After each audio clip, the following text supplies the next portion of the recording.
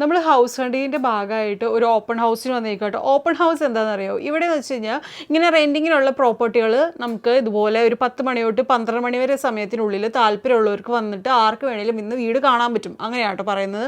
അപ്പോൾ നമ്മൾ നോർമൽ കേസിൽ വെച്ച് കഴിഞ്ഞാൽ ഏജൻസിന് ബുക്ക് ചെയ്തിട്ട് നമുക്കൊരു ടൈം സ്ലോട്ട് അലോട്ട് ചെയ്ത് 10-15 മിനിറ്റ് തരിക, അങ്ങനെ ഓരോരുത്തർക്ക് കൊടുക്കുകയാണ് ചെയ്യുക. പക്ഷേ ഇതെന്ന് പറയുമ്പോൾ എല്ലാവർക്കും ഒരുമിച്ച് വരാൻ പറ്റും. നമ്മുടെ പിള്ളേരുടെ ഓപ്പൺ ഹൗസ് പോലെ തന്നെ വീട് കാണാൻ വേണ്ടിയിട്ടുള്ള ഓപ്പൺ ഹൗസ് കേട്ടോ. അപ്പോൾ നമ്മൾ ഈ വീട് കാണാൻ വന്നിരിക്കുന്നത് മോൺമൗത്ത് എന്ന് പറഞ്ഞ സ്ഥലത്താണ്. അത് വെയിൽസിലാട്ടോ, നമ്മുടെ ഇംഗ്ലണ്ടിൻ്റെ വെയിൽസിൻ്റെ ബോർഡറൊക്കെ ഉള്ളൊരു സ്ഥലമായിട്ട് വരും കേട്ടോ. ഇത് ശരിക്കും വെയിൽസിലുള്ള സ്ഥലം തന്നെയാണ് ഈ മോൺമൗത്ത് എന്ന് പറയുന്നത്. നമ്മൾ 2 BHK ഒരു വീടാണ് കാണാൻ വന്നിരിക്കുന്നത് കേട്ടോ. നല്ല സൗകര്യങ്ങളൊക്കെ ഉള്ള വീട് തന്നെയായിരുന്നു. ശരിക്കും അവർ ബാക്കിൽ കൂടെയാണ് ആളുകൾ കൂടുതൽ വരുന്നത് കാരണം നമ്മൾ കയറ്റിയത്. അപ്പോൾ നമ്മൾ നേരെ കണ്ടത് ഫസ്റ്റ് വന്നത് തന്നെ കിച്ചണിലേക്കാണ്. അപ്പോൾ എന്ന് വെച്ച് കഴിഞ്ഞാൽ വൈറ്റ് ഗുഡ്സ് ഫുള്ള് കൊടുക്കുന്നില്ല. എന്ന് വെച്ച് കഴിഞ്ഞാൽ നമുക്ക് സ്റ്റൗവും അതുപോലെ തന്നെ അവനും വരുന്നുണ്ട്. പക്ഷേ ഫ്രിഡ്ജും വാഷ് മെഷീനും ഉണ്ടായിരുന്നില്ല. അത് ഒരു നെഗറ്റീവായിരുന്നു നമ്മൾ നോക്കിയപ്പോൾ. കാരണം നമ്മുടെ കയ്യിൽ വൈറ്റ് ഗുഡ്സ് ഇല്ലാത്ത കാരണം നമ്മൾ കൂടുതൽ പ്രിഫർ ചെയ്യുന്നത് വൈറ്റ് ഗുഡ്സ് ഉള്ളതാണ്. പിന്നെ നമ്മൾ നേരെ വന്നത് ലിവിങ് സ്പേസിലേക്കാണ്. അവിടെ ഈ പഴയ നമ്മുടെ ഇങ്ങനെ തീടുന്ന ആ ഒരു സെറ്റപ്പിൻ്റെ സ്റ്റൈലിലൊക്കെ വരുന്നുണ്ട്. പിന്നെയാണ് നമ്മൾ ഫ്രണ്ട് ഡോറാണ് ഈ കാണുന്നത്, ഫ്രണ്ടിലേക്കുള്ള വ്യൂ ആട്ടെ കാണുന്നത്. ആ ഫ്രണ്ട് ഡോറിൽ നിന്ന് 2 ഡോറ് വന്നിട്ടാണ് ഒരെണ്ണം ലിവിങ് സ്പേസിലേക്കും അതുപോലെ ഒരു സ്റ്റെയർ കയറിയിട്ട് വേണം നമ്മൾ മേളിലാണ് നമ്മുടെ ബെഡ്റൂമുകൾ വരുന്നത്. മേളിൽ 2 ബെഡ്റൂമുകൾ വരുന്നുണ്ട് കേട്ടോ.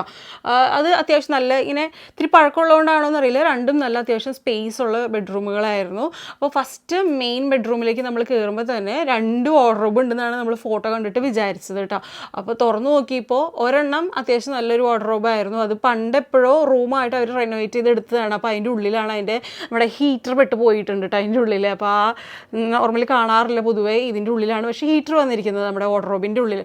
പിന്നെ ഒരു വാർഡ്രോബും കൂടി തുറന്നു നോക്കിയപ്പോഴാണ് അത് ബോയിലർ ആയിരുന്നു കേട്ടോ. ഈ കൂറ്റൻ സാധനം കാണുന്നതാണ് ബോയിലർ. വന്നിട്ട് ഇലക്ട്രിക് ഹീറ്റിംഗ് ആണ് വരുന്നത്. നല്ല പഴക്കമുണ്ടെന്ന് തോന്നുന്നു ആ ഒരു ബോയിലർ. അതിൻ്റെ സൈഡിലൊരു സ്റ്റോറേജ് സ്പേസും വരുന്നുണ്ട്. അപ്പോൾ നമുക്ക് അത്യാവശ്യം ഇങ്ങനെ അല്ലറ കുറച്ച് സാധനങ്ങളൊക്കെ അവിടെ ഇങ്ങനെ അടച്ച് പുറത്ത് വൃത്തികേടില്ലാതായിട്ട് ഇങ്ങനെ വെക്കാൻ പറ്റിയൊരു സ്ഥലം തന്നെയാണ്. പിന്നെയാണ് വാഷ്റൂം വരുന്നത്. അത് അത്യാവശ്യം നല്ലതായിരുന്നു കേട്ടോ. നല്ല അവർക്ക് തോന്നുന്നു റെനോവേറ്റ് ചെയ്തിട്ടുണ്ടായിരുന്നു തോന്നുന്നു. പെയിൻ്റൊക്കെ അടിച്ച് റെഡി ടു ഓക്യുപ്പൈ ആയിരുന്നു കേട്ടോ. പറ്റി ഇമ്മീഡിയറ്റ് ആയിട്ട് വരുന്നവർക്ക് അത് ബെസ്റ്റ് ഓപ്ഷനായിരുന്നു.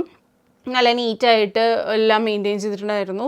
പിന്നെയാണ് സെക്കൻഡ് ബെഡ്റൂമിലേക്ക് നമ്മൾ പോകുന്നത്. സെക്കൻഡ് ബെഡ്റൂമും വലിയ തിരക്കേടൊന്നും ഉണ്ടായിരുന്നില്ല. 2ലും വാർഡ്രോബ് ഉണ്ട് കേട്ടോ.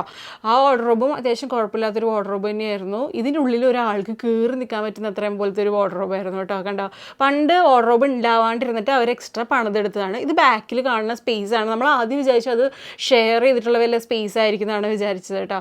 പക്ഷേ അങ്ങനെയല്ല. താഴെ വന്നപ്പോഴാണ് അറിയുന്നത് ആ ഒരു സ്പേസ് നമ്മുടെ തന്നെയാണ്. നമ്മുടെ നാട്ടിലുള്ള വീടുകളിൽ അതുപോലെയാണ്. ചെറിയൊരു പറമ്പ് പോലെ നമുക്ക് പുറത്തിറങ്ങി നടക്കാനുള്ള കുറച്ച് സറൗണ്ടിങ് ഏരിയകളുണ്ട്. അങ്ങനെ വീടുകൾ പൊതുവെ കണ്ടിട്ടില്ല നമ്മൾ കേട്ടോ. ഈ ഒരു സ്റ്റോറേജ് ഏരിയയും ഈ വീടിൻ്റെ ഭാഗമായിട്ടുള്ളത് തന്നെയാണ്. അതിൻ്റെ ഈ സൈഡ് കൂടെ, അതായത് ഇപ്പോൾ നമ്മൾ കിച്ചണിൽ നിന്ന് ഇറങ്ങിയിട്ട് പുറത്തേക്ക് വരുന്നത്, നമ്മുടെ കിച്ചണിൽ പുറകിൽ എന്ന് പറയില്ലേ കിച്ചൺ ഗാർഡൻ എന്നൊക്കെ പറയുന്ന പോലെ അങ്ങനത്തെ ഒരു സ്ഥലമാണ് കേട്ടോ ഈ വരുന്നിട്ട്. ബാക്കിലുള്ള ഏരിയ ആണ് ഈ കാണുന്നത്. ഈ 2 സ്റ്റോറേജും നമ്മുടെ തന്നെയാണ് വരുന്നത്. അപ്പോൾ നമുക്ക് സൈക്കിൾ വെക്കാൻ പറ്റും, അതുപോലെ വേസ്റ്റോ ചെടിച്ചട്ടികൾ അങ്ങനത്തെ കുറേ കാര്യം ഗാർഡൻ സാധനങ്ങളൊക്കെ ഇല്ലേ, അങ്ങനത്തെ സാധനങ്ങളൊക്കെ സൂക്ഷിക്കാൻ പറ്റിയൊരു സ്ഥലം. ഇതൊരെണ്ണം ഭയങ്കര വലുതായിരുന്നു, ഒരെണ്ണം പിന്നെ കുഞ്ഞൊരു ചെറുതായിരുന്നു കേട്ടോ. അതിൻ്റെ അകത്ത് അത്യാവശ്യം നല്ല സ്പേസ് ഉണ്ട്. നമ്മുടെ ആക്രിപിക്രി സാധനങ്ങളെല്ലാം വെക്കാൻ പറ്റിയ സ്ഥലമാണ്. ഇപ്പോൾ തുറക്കാൻ പോകുന്ന 2ാമത്തെ സ്റ്റോറേജാണ്.